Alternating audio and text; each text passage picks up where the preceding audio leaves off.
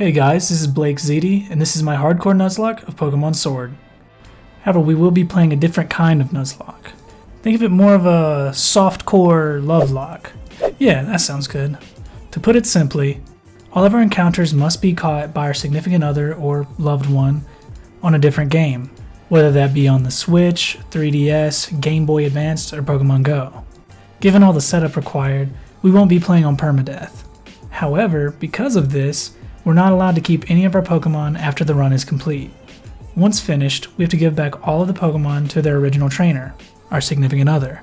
Think of the anime the way Gliscor trained with McCann. My girlfriend has little to no experience with Pokemon, even though she always listens intently as I ramble about the shinies I've gotten. In the spirit of Valentine's, I asked her to catch and trade me 6 Pokemon from Pokémon Go that I would then transport through Pokémon Home and use in a hardcore Nuzlocke. After getting to level 10 on Pokémon Go to unlock trading, nicknaming all the quote cute Pokemans, and trading them over to me, her leg of the journey is over. Using Pokemon that she caught, nicknamed, and gained an affinity for makes this run feel a little bit more special. The rules for this Nuzlocke are as followed: 1 new encounter after every gym badge, no items in battle other than held items, no overleveling the current gym leader's ace, and the battle mode must remain on set at all times. Normally we'd play with permadeath, but given the amount of setup required for this run, we will instead limit ourselves to 6 random encounters chosen by my girlfriend. With that all out of the way, let's get started. Maintaining tradition with all Pokemon Switch games, you are legally required to sit through 2 to 3 business days of intro. Luckily for you, I did it so you don't have to. We start our journey in POSTWICK Town, we meet our rival Hop, and we go to meet the current champion, Leon. He lets us pick a temporary starter, so we pick Sobble, and Hop's dumbass picks Scorbunny. We immediately forced into a 1v2, but our Sobble was itching to take Hop and his team to Pound Town. And a couple super effective water guns takes out Scorbunny. Riding this high, we take our level 7 Sobble to the Slumbering Weald to take on the goodest boy, Zacian. He's a question mark for a level and none of our moves will do anything. VDC hackers at it again. On our way to meet the professor, we take a couple more trainers to Pound Town, and we have our second rival battle before even leaving our hometown. Hop adds a Rookity to his team, but even it has a one-way ticket to Pound Town.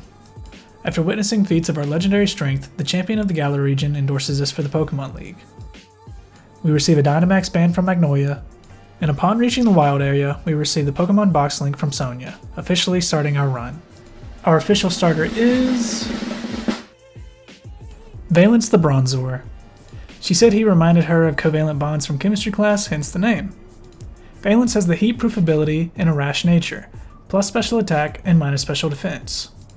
For a future Bronzong, we definitely want him to be bulky, but given that we're going to have to beat the first big part of this story with just a Bronzor, we'll take anything to improve his abysmal special attack stat. Hey, future Blake here. Choosing Bronzor as our starter was the worst decision we could have made. There are just so many rival battles before the first gym, and consecutive Team Yell battles, which if you didn't know they use only dark types, which is super effective against our only Pokemon, a psychic type. We make our way to Motostoke and sign up for the gym challenge. For whatever reason, they said they only had 2 jersey numbers available, either 420 or 69, so I chose the latter. Hop and I go over to the hotel to sign in, where we meet this game's quote evil organization, Team Yell. As I said earlier, they use exclusively dark types, and we're forced into 3 battles in a row with them, so we just hold on to a hope and a prayer, and somehow we make it through. Our strategy for all 3 of these battles consists of us confusing them with Confuse Ray, and hoping that they hurt themselves in confusion as we can't do any damage to them. Luckily, they can't really do any damage to us with normal attacks against our Steel type, so we just kinda have to wait and hope for good RNG. After what feels like forever, we finally beat the last Team Yogrunts and we meet Marnie, the girl that they fangirl over. The next morning we head to the stadium where we meet all 8 gym leaders at the same time, so there's absolutely no favoritism, so we can mark the beginning of the gym challenge. The literal second we head towards the first gym, the Mouth Breather challenges us to another battle. This time however we have a Bronzor instead of a Sobble. He leads with Wooloo and we have no choice but to lead with Valence. We start with a Confuse Ray, and once we see that we're outsped, we start going for paybacks which double in power if we move second. He starts lowering our attack with Growls, and we start using Confusion instead. He then sends out Scorbunny, which on the surface is scary, but thanks to our heat-proof ability and our natural bulk, we essentially get rid of our weakness to fire. After a couple confusions, Scorbunny goes down and he sends out Rookidee, who thankfully is not a steel type yet, so a couple more confusions wins us the battle.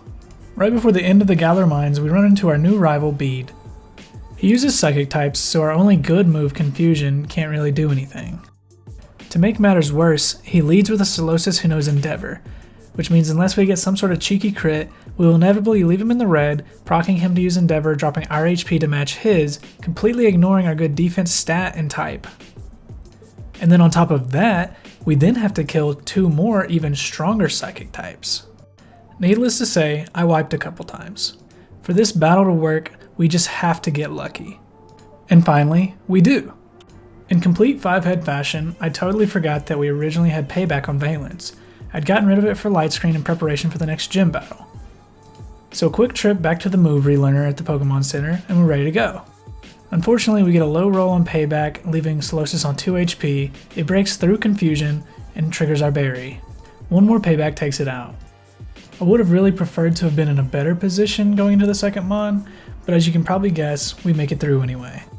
We take out Hatina with 6 HP and a Dream, and out comes Gothita. I don't know if it was pity or plot armor, but we tank 2 Psybeams on 1 HP and land a super effective payback to win the battle. Finally moving on to Turf Field, we complete this little stone puzzle to get ourselves the Expert Belt, which isn't going to be very helpful right now, but going to be very helpful for the rest of the run. Before taking on the gym challenge, we head to the wild area to grind Dynamax candies and level candies. The gym challenge consists of herding Wooloo from stage to stage with only 1 forced battle. Luckily it only gives like 100 XP, so you don't have to worry about overleveling. The other 2 gym trainers can easily be avoided. Making our way to the end of the gym challenge, we're ready to take on Milo. Our strategy for this gym is very simple. Milo only has resisted special attackers, so after setting up 1 light screen, we can Dynamax and take out his Gossifleur. Now I didn't expect Valence to do a lot of damage, but I certainly did not expect it to take 3 max Mindstorms just to take out his Gossifleur. Our next encounter can't get here fast enough. Milo Dynamaxes his Eldegoss. Thankfully what we lack in attack power we make up for in beef, as we tank a max Overgrowth very well and land a Hypnosis. We wait out his Dynamax turns, and what must be 50 confusions and light screens later, we finally beat him. Now I know we skipped through a lot of this gym battle, but I promise you, you did not want to have to watch that. Thankfully they get a little bit more exciting after this one. Now that we've completed the first gym, we can get our second encounter, which is Stormy the Pikachu. Stormy has a mild nature which is plus special attack and minus defense, which honestly isn't too bad. And as a future sweeper, it's actually great. I plan on running a special attacking Pikachu, so modest nature would have been great, but this leaves the door open for us to be a mixed attacker. And insanely enough, in this game, Pikachu has access to Nasty Plot, giving a +2 to special attack every time he uses it at the beginning of the game thanks to the move relearner. Couple this with his amazing speed stat and same type attack Electro Ball, which gains power the faster he is in his target, I think we have our ace. Making our way through Route 5, we run into the good doctor being harassed by Team Yell. Luckily, thanks to Stormy now, we can clean them up pretty easily. After helping him out, the doctor gives us the Rotom Bike. Time to start living our life a quarter mile at a time. Think of all the things we can do, things we can see. We can be the first person to pee off this Well, I know when I'm beat. Room for one more? And just 4 frames to the right of the old man pissing off the bridge, Hop waits for yet another rival battle. He leads with Wooloo and we lead with Valence. After setting up a Reflect, we pivot out into Stormy. Wooloo hits us with a physical attack triggering our static. I'll bet the trainer wasn't expecting that! Allowing us to set up 3 Nasty Plots. Now at +6 attack, 1 Electro Ball takes out Wooloo. Unsure if we outspeed, we go for Thundershock, leaving Reboot on a sliver, causing Hop to use a Super Potion. We hit him again, paralyzing him, and 1 more takes him out. Hop then sends out his Steel Flying type, a literal Lightning Rod, and 1 Nuzzle and 1 Electro Ball cleans up this battle. We make our way to Holbury, the side of the second gym, and we officially meet the Chairman Rose and... Ooh, this is awkward. We go to the lighthouse meeting the gym leader Nessa, and we officially unlock the gym. All of the water-type gym trainers are a breeze for Stormy. However, the puzzle is not a breeze for me. I'm slightly ashamed at how long it took me to figure out this gym puzzle, and I thought about cutting it up so you wouldn't even know, but I thought it would be funnier for you to watch it at 800%. I don't make mistakes. I'm not just like the rest of you. I'm stronger, I'm smarter, I'm better. I am better! To start off this gym, we slap the expert belt on Stormy and set up 3 nasty plots. With everything in place, it's time to show them our secret weapon. Pikachu! A super effective Max Lightning takes out her Goldeen, her Arrokuda, and even her Dynamax Dreadnought. Now I agree, super effective stab +6 expert boosted Max Lightning might be considered overkill, but I'm not going to be the one to argue with Pikachu. Homie commits at least 3 war crimes before breakfast. Now it's time for our third encounter. I've never actually used this Pokemon before, so I'm excited. It's Poliwag the Poliwag. It has a naughty nature, plus attack, and minus special defense. Leaving the gym, Alina asks us to meet Chairman Rose at the seafood restaurant, where apparently it's no shoes, no shirt, no service, but no pants means we're ready for a good time. While training our new Poliwag in Galar Mine 2, we accidentally trigger a cutscene with Bede. He challenges us to a battle, but we can actually say no? And we continue grinding until our little Poliwag evolves into a Poliwhirl. He leads with Solosis and we lead with Valence. We get off a light screen as he just goes for Endeavor.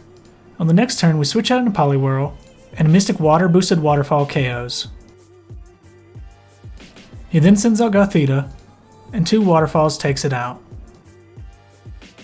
He sends out Hatina, and you'll never guess what happens. We have a close call with his Ponyta, surviving on only 3 HP, but our newly evolved Poliwag is a beast. Not so tough now, are we, Bede?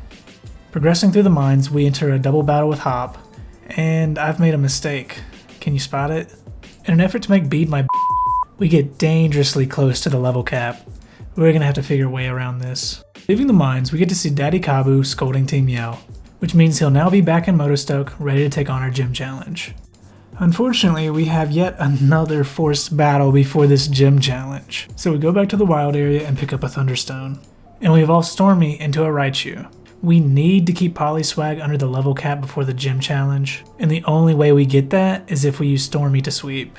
We slap the leftovers on Stormy and set up 3 nasty plots. I'm really scared of her Morpeko, and I don't think we KO unless we have 3. 1 Electro Ball takes out Krogunk, another takes out Scraggy, and out comes her little menace, Morpeko. And even though it's resisted, a +6 Electro Ball takes out Morpeko.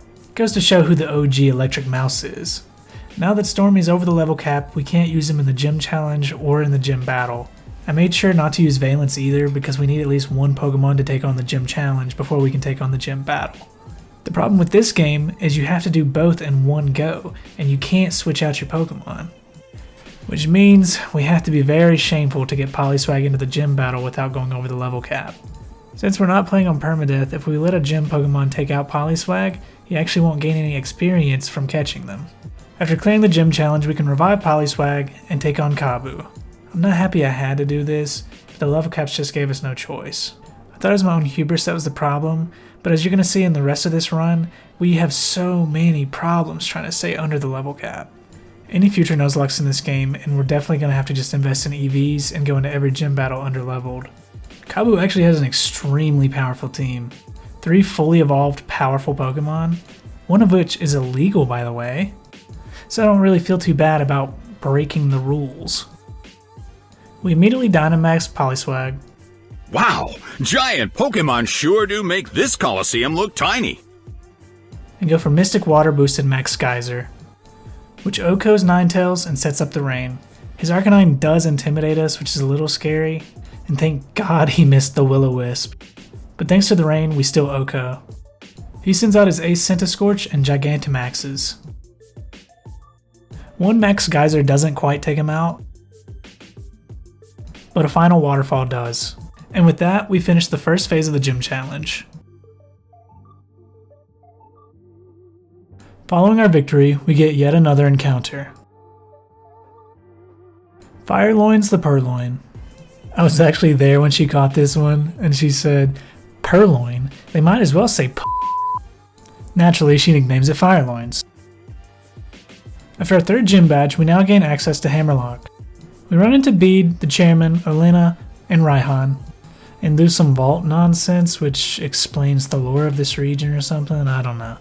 But more importantly, we can finally get some drip. We take the tube sock off her head, buy ourselves a really nice sweater, get a haircut, and a little bit of plastic surgery. Also while we're here, we have a couple evolutions. Fireloins evolves into a Liepard, and Valence evolves into a Bronzong. I think he'll be helpful in the next gym battle. B is a fighting type gym leader, which means our new Liepard is less than useless. Too bad we're not playing Pokemon Shield. I felt bad for giving myself 2 good encounters, so for the rest of the run, all of my encounters are going to be at the most inconvenient time possible. As we advance to Route 6, we're blocked by Team Yell, who doesn't want us to wake up the sleeping Sandy Cobra, but they're yelling. I don't know if these guys are stupid or not, but I think their hearts are in the right places. A couple inches below the clavicle according to this chart. Of course, with the smell of stupidity in the air, Hop has no choice but to involve himself. And then we have a couple battles against Team Yell. Nothing of note really happened, but shortly after we're forced into another rival battle with Hop. He leads with Cramorant and his entire team is different for some reason in this battle. I don't know, I think it has something to do with like he's a versatile trainer or something, whatever. We clean up his team pretty easily and now we can challenge the Stow Inside Gym. This gym challenge wasn't hard by any means, but it was so infuriating. I'm not particularly sure why. I think it's because it reminds me of losing at pinball every time I went to the arcade growing up. But a combination of Stormy, Polyswag, and Valence takes care of the gym trainers. With B using only fighting types, you would think Valence would have a field day, but 3 of her Pokemon have super effective dark moves, and you already know they outspeed. Hitmontop goes for a counter when we set up Reflect, and a single extra sentry takes it out, which can't even hit Pangoro. Which brings me to my little niche with Valence. Now it's true he has a terrible attack stat, but he has a great defense stat, and super effective body press does more damage based on how high your defense is. We take a Night Slash well, and 2 body presses takes him out. Out comes her Fetch, and we Dynamax. She uses Detect, but Max Mindstorm hits anyway. Brutal Swing hits hard as our Reflect wears off, but another Max Mindstorm cleans it up. Out comes the Pokemon I feared the most, her Machamp. It Gigantamaxes, and I'm not sure if we live a Max Darkness. She uses it and we live on 28 HP, which means we can hit it back hard with our last Dynamax turn, and we're forced to switch. Would you look at that, Fireloins made it into the gym battle after all. We tank a Max Darkness and waste one of his Dynamax turns before we switch out again. We pivot into Stormy, his Gigantamax runs out, and a Thunderbolt takes him out. I have to say, Valence was pretty helpful in this fight, but our next encounter would have been so much better. 4th gym badge in hand, we now get our next encounter. Scoliosis the Solosis. Say that 3 times fast. I considered swapping the last 2 encounters, but I thought this would piss you guys off the most. He has a careful nature, plus special defense minus special attack, which is bad. We immediately evolve him into a Duosion. Then we chase Bede to the mural that he's trying to destroy. He sends out Duosion and we do the same. We take one look at our moveset and we switch. We send out Fireloins as he sets up Light Screen. We go for Fake Out, and then KO with Throat Chop. He sends out Hatterene, and a Sucker Punch leaves him on a sliver. And then he gets a crit with Dazzling Gleam and takes out Fireloin. We send out Stormy, and set up a couple nasty plots as his Light Screen wears off. A Thunderbolt takes him out, and another takes out Gothorita, and one more takes out Ponyta. We win the battle, but it's not one we can actually feel good about. I don't really like Bede, but seeing him get gaslighted by the chairman really pisses me off. Like, how are you gonna make me feel bad for this character? The chairman kicks him out of the league, and we move on to the next gym. We're actually getting really close to the level cap, but actually you can get to the next gym without another Pokemon battle. This gym challenge serves as an audition for the next Fairy type leader, which I don't think would work with our Nuzlocke. The gym trainers ask you progressively more random questions, and if you get them right, you get little boosts. We didn't have a particularly original plan for this gym. I considered Gyro Ball Bronzong, but doing the calcs, I'm not sure he survives. So we stick with Old Faithful. Pikachu! Being low health and poison made this a race against the clock. We'd take out her coughing and her mouth wall. We'd definitely take out her Togekiss. And out comes her Alcremie. We need this to Oko because there's no way we survive a G-Max finale. And it does. 5th gym badge secured. If the last encounter made you mad, how about this one? Smelly Cat the Skuntank. He has a timid nature, plus speed and minus attack, which is okay, I guess, because we only need it for one thing. Flamethrower is the only fire move we get access to on this team, other than a very confusing fire punch on Reuniclus. And there's kind of a big portion of the story at the end that deals with a lot of steel types. We agree to help Opal and Hammerlocke, and we run into Beat again in time for his redemption arc. Opal decides to make him the new fairy type gym leader. Too bad we already got our gym badge, we'll probably never get to battle him again. Are you sure about this? Sonia tells us to go towards Sarchester, and we run into Hop again. It's been so long since I played this story, I actually forgot that happened. He actually leaves us alone, but that's short-lived. He triggers another rival battle with us on Route 7. Once again, he has a completely different team, but Smelly Cat goes on an absolute tear, dude. I'm glad he was our last encounter because it would have been way too OP to have him early on. A couple soft sand boosted digs takes out Heatmore and Bolton. Making it to Sarchester, we meet a couple interesting characters. Since we're playing Sword, the 6th gym leader is a rock type user. The gym challenge consists of using dowsing rods to tiptoe our way through the puzzle. I fall through a couple times, but after a few fails, I get overly cautious and we make it through. During the gym challenge, Scoliosis evolves into a beastly Reuniclus, which is actually great because it means we can teach it Energy Ball just in time for this gym. We don't want to send Polyswag in immediately because our Barbarical has an amazing defense stat and resists our water moves, and we definitely don't want that thing setting up with Shell Smash. Once he sends out Shuckle, it's safe to switch in. We immediately Dynamax and hit it with a Max Geyser. Same for his Stonejourner, and I think you can guess what happens to his Fire Rock type Colossal. Polyswag is turning out to be a behemoth and it's not even fully evolved yet. I think it might be my new favorite. But please don't tell Gigachu. After the gym, we agree to a bath with Sonia and Hop, and surprise surprise, the Masochist wants another battle. He leads with Double and we lead with Scoliosis, whose Magic Guard ability prevents us from taking hail damage. He goes for 2 pointless defense curls and we take him out with a couple Psychics. He sends out Snorlax, who we manage to take out, surviving on 24 HP. He sends out Cinderace, who I thought was part fighting type, but Psychic does neutral damage, so we have to switch. We actually had to leave out Polyswag for this battle because we were too close to the level cap, and we really need him for the next gym.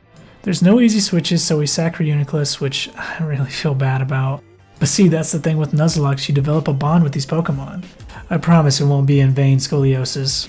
We hit him with the dig from Stormy, which doesn't quite kill, and we lose another Mon to this fight. I realize if we only had Polyswag, this fight would have been way easier, but in a Nuzlocke there's no excuses. I think it's time I take a soul-searching walk around town.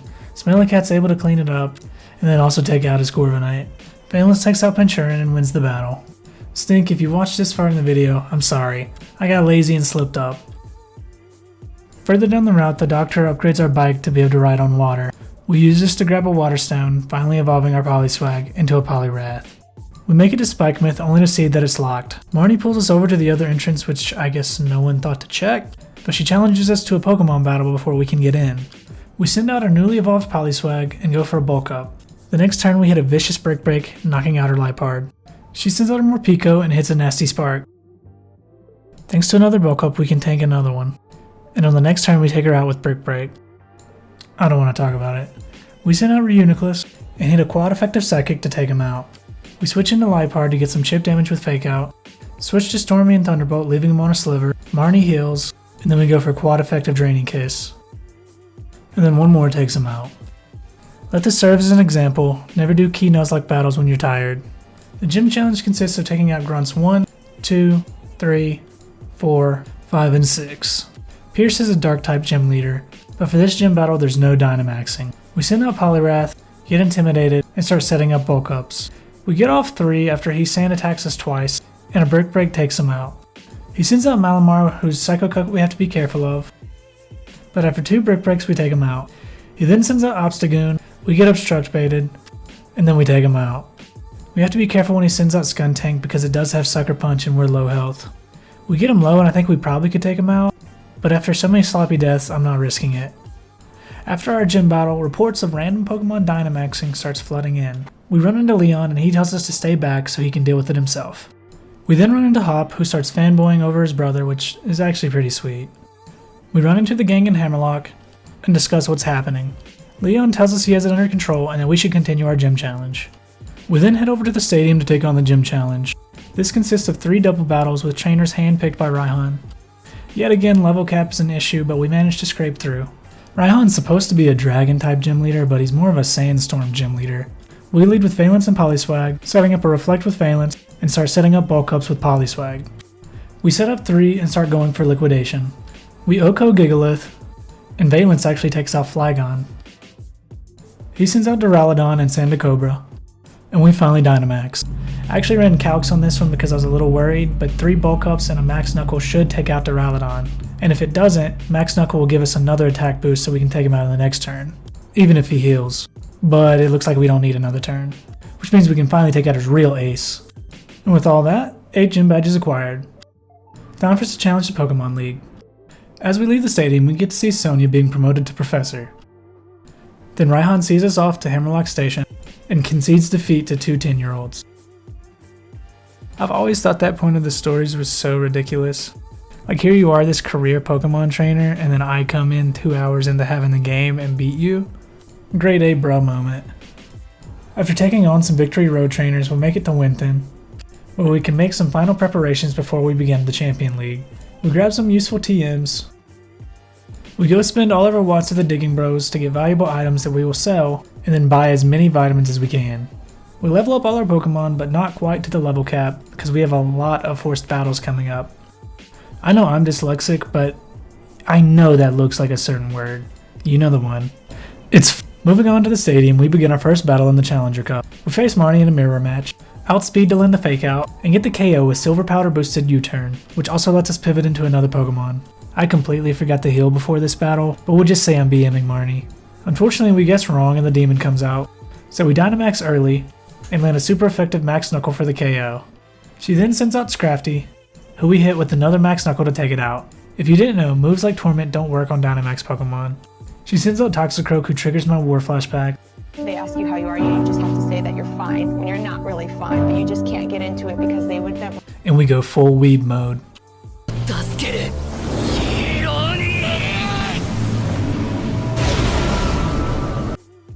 Man, I really hate that frog. She sends out her new ace, I think, who G-maxes. Oh my god. Why? It was our redemption arc. We sent out Fireloins who get some chip damage. And pivot into Smelly Cat, who took way too much damage from that, Jesus. We smack him with the Poison Jab, Dynamax runs out, and one more absolutely destroys him. It's time for our final battle with Hop. He leads with Double, and we lead with Poliwrath. He hits us really hard with Zen Headbutt, but a Drain Punch takes him out and heals us back to full. He sends out Pinchurin, so we send out Valence. We set up Reflect and start going for Extrasensory. We get him real low and he heals to full, and we start the process over again. Well, a whole lot of fanfare with those curses, but I'm glad we took him out before he actually did anything. He sends out Snorlax, so we go for super effective Body Press, and one more takes him out. He sends out Corviknight and we go for another Reflect. And then we switch in Stormy. One more time, it's Pikachu! Max Lightning takes out his Corviknight, and a Max Quake puts his Cinderace in the yellow. We get a defense boost tanking Max Flare, and one more Max Quake takes him out. Ironically, Hop's last battle is the easiest. Narrowly escaped defeat. Even though we have to battle him too many times, I have a soft spot for Hop. Following our victory, we go back to the hotel and wait for Leon. But he never shows. Piers shows up and tells us that he saw Leon go to Rose Tower.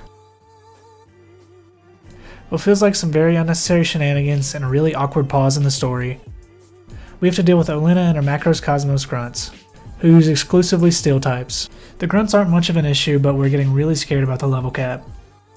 On our way up Rose Tower, we're forced into 3 tag team battles with Hop, to which he brings a Dub Wool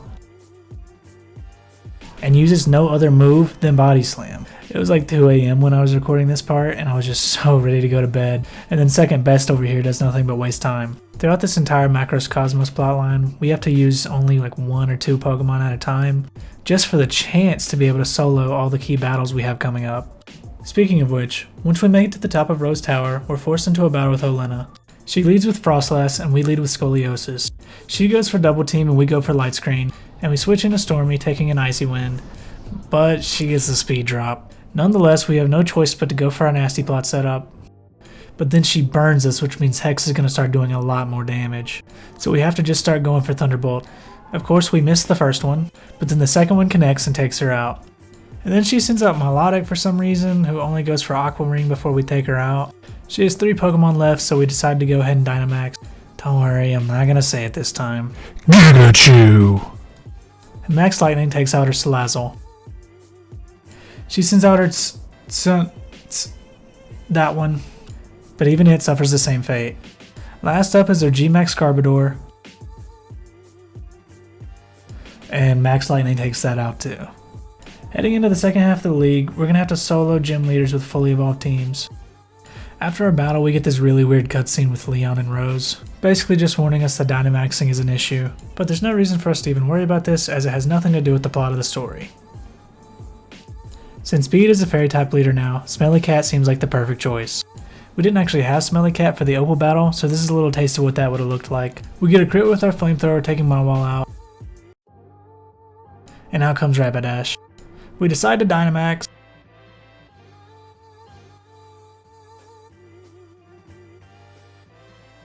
and go for Max Ooze taking her out. Out comes Gardevoir and another Max Ooze is used. However, this one doesn't quite kill. She goes for Calm Mind, and then using the Special Attack Max Ooze, we take her out. We've been getting Special Attack boosts this entire time, and I completely forget that Dynamax moves are either physical or special based on their original move. We come out of Dynamax, and he Gigantamaxes Hatterene, and a +3 Special Attack Venoshock doesn't take it out. She hits an obscene Max Starfall on Smelly Cat, leaving him one shot, and she gets the Confusion. And just like Friends, Smelly Cat lasts way longer than he should. 1 gym leader down, 3 to go. Up next is Nessa, and I think you know what strategy we're going to use. She leads with Golisopod and we lead with Stormy. We set up a nasty plot, but she goes for Swords Dance, so we can't afford to go for more because we're Glass Cannon. We go for Super Effective Thunderbolt and it takes him out, and in comes Barraskewda. She hits a Super Effective Drill Run, but our static paralyzes, and we get 1 more nasty plot off. Now that we outspeed, we go for Drainy Kiss, securing the knockout and healing to full. She sends out Seeking and we get 1 more nasty plot off. She hits us weak with Megahorn, and +6 Drainy Kiss doesn't quite KO, but we heal to full. She uses a Full Restore and we Dynamax. I feel like the whole Gigachu bit is childish and overplayed, so we're not going to do it. Pikachu! She sends out Pelipper and Max Lightning takes it out. And last is our G-Max Dreadnought, which goes down to a Max Lightning. Genuinely the last time we will ever see Gigachu. Up next is B, and just like with our gym challenge, we're going to use Valence. However, this time, we need him to sweep. She leads with Howlucha, and we lead with Valence. We set up a Reflect, and she hits not 1, not 2, but 3 high jump kicks in a row. But luckily with Reflect, Leftovers, and Iron Defenses, we tank them well. Finally, we hit him with an Extra Sensory and take him out. She hits a weak Brutal Swing thanks to our high defense, and I'm sweating bullets just hoping she doesn't crit. Weirdly enough, since she has Brick Break, we can actually trick the AI into continuing to break our reflex, milking leftover healing. A couple more Extra Sensories takes it out. Oh my god, they're just so cute, I almost don't wanna... She sends out Grappalock, which goes down to 1 Max Mindstorm, and out comes our G-Max Machamp. She hits an actual laughable G-Max Chi Strike, and we hit her back hard with a Max Mindstorm. Our Dynamax runs out, but instead of going for Max Darkness, he goes for Max Flare, which does nothing because we have Heat Proof. And we can take her out with 1 more Extra Sensory.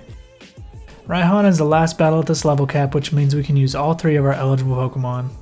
Now instead of charging in headlong with Poliwrath, you're going to see what a real Ultra Ball tier VGC player looks like. The problem is as Torkoal sets up the Sun for 5 turns, it has Yawn, and it has Solar Beam, which is a 1-turn move in the Sun. Not to mention we want to set up with Poliwrath. So cycling between Fake Outs from Purloin and Light Screens from Scoliosis, we're able to burn all his Sun turns. Well, now we have. I did say Ultra Ball tier. After a really awkward dance of bulk ups, being put to sleep, body presses, we're able to get to +6 attack and +6 defense. I'm really not sure why our defense going up made him want to go for body press, but better that than Solar Beam. Once we're officially set up, a Drain Punch KOs and heals us to full. Out comes Goodra, and a +6 Ice Punch KOs. He sends out Flygon, hits a weak Earthquake, and goes down to a max Hailstorm. He sends out Turtonator, who goes down to a max Geyser. He sends out his ace, G-Max Duraludon. And just like with last time, we needed +6 to ensure a KO. And with that, we can officially challenge the champion of the Galar region. Actually, Chairman Rose summons the literal root of all evil, and we have to go take him out before we can actually challenge the champion. He has a full team of steel types, so we lead with Smelly Cat. A quad effective flamethrower takes out Escavalier. Kling Klang tanked one, but thanks to our King Rock and our stench ability, he flinches, which literally only procced one time in this entire run. He sends out Ferrothorn, we Dynamax, and a quad effective Max Flare takes him out. He sends out a Berserker, the only good Meowth variant, and even though he's cool, he can't take the heat. Last up is his G-Max Caparaja, who tanks a Max Flare, and hits us back with a super effective Max Quake. Somehow he tanks a regular flamethrower in the red and takes us out with another Max Quake. Some way, somehow, Polyswag is able to finish the battle. And then after we beat this guy, he hits us with the corny, "Oh, you taught me such a valuable lesson, I can appreciate Pokemon battles again, I'm so glad we're friends," and like nobody gets in any legal trouble. We make our way to the roof to meet Eternatus. Leon fails, so we have to enter in a quad double battle with the legendary dogs. I'm not sure this follows VGC format. Regardless, we take him out, we catch him in a love ball, since it's a 100% catch rate, and we throw him in Pokemon Home. Now that we've completed every plot twist imaginable, we can finally challenge the champion. No more worrying about level caps, it's time to throw down. He leads with Aegislash, we lead with Stormy. We know he'll go for King Shield first, so we set up a nasty plot. We set up a second as he goes for Sacred Sword, and then we take him out with Thunderbolt. +4 super effective Draining Kiss takes out Haxorus.